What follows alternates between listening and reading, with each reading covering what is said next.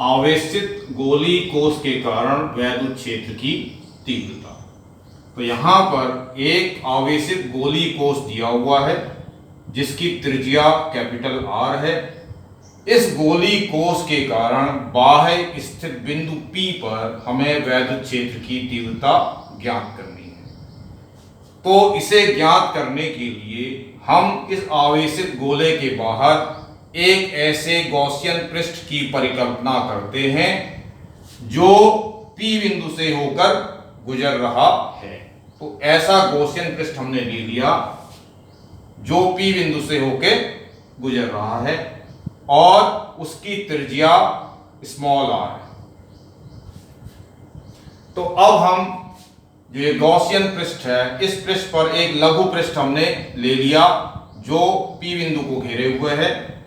तो इस लघु पृष्ठ पर हम देखते हैं कि जो वैद्युत क्षेत्र वेक्टर है E तथा क्षेत्रीय वेक्टर dA ये एक ही लाइन पर हैं या एक दूसरे के समांतर है। इनके बीच का कोण 0 डिग्री होता है।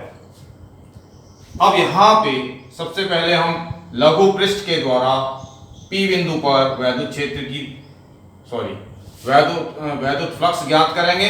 उसके पश्चात हम संपूर्ण गॉसियन पृष्ठ के द्वारा वैद्युत फ्लक्स ज्ञात करेंगे।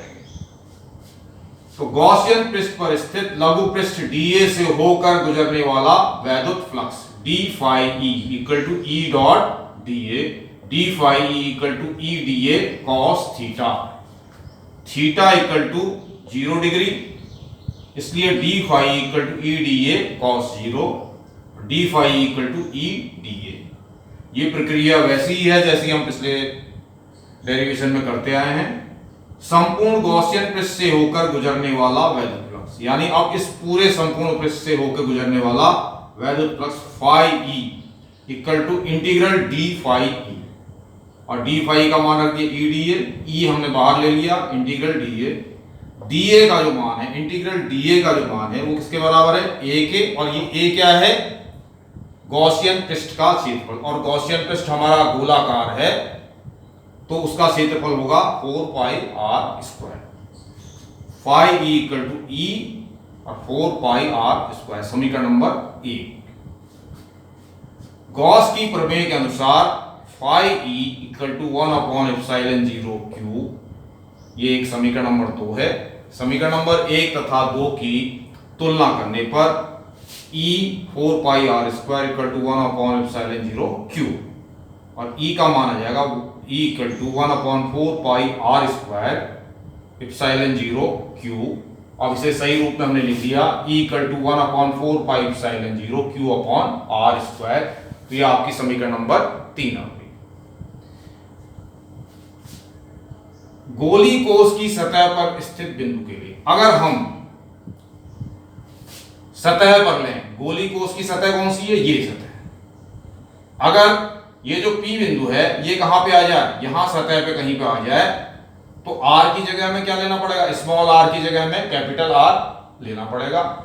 तो इसलिए E equal to 1 upon 4 pi epsilon 0 q बट्टे r स्क्वायर। तो ये समीकरण नंबर 4 आ गई। अब इस समीकरण नंबर 4 को हम आवेश के पृष्ठ घनत्व के रूप में लिखेंगे। तो उसके लिए हम क्या करेंगे, 1 अपॉन एप्सिलॉन 0 q बट्टे 4 पाई r स्क्वायर को एक कोष में ले लिया। अब ये q बट्टे 4 पाई r स्क्वायर ये क्या है, ये 4 पाई r स्क्वायर क्या है, a है, तो ये q बट्टे a है।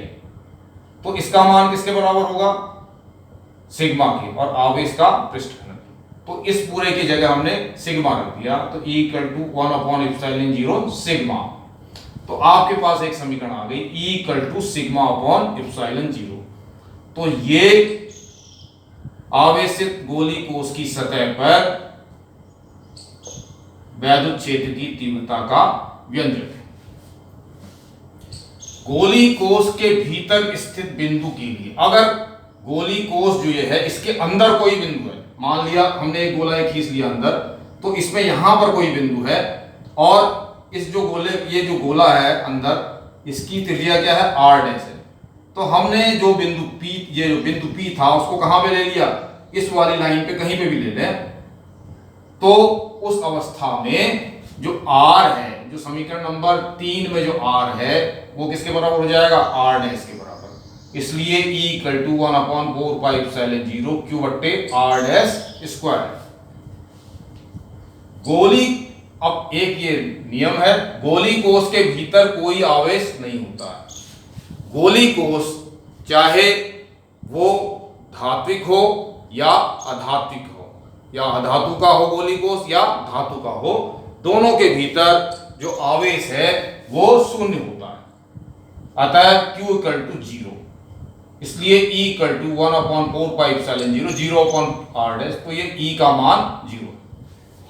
तो इससे यह सिद्ध होता है कि किसी भी आवेशित गोली कोष के भीतर जो वैद्युत क्षेत्र की तीव्रता है वो शून्य होती है।